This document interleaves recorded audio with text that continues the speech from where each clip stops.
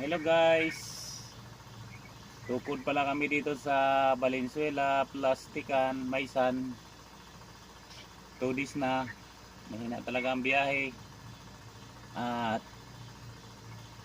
pagka tukod, ganito ang ginagawa namin, puro lang truck.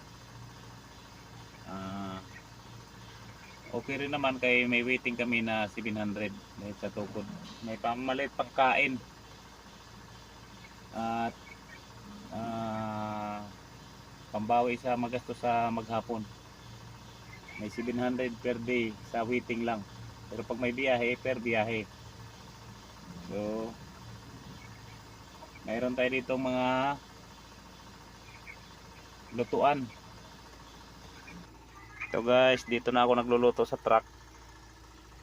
May lutuan akong car. At siyempre may inverter para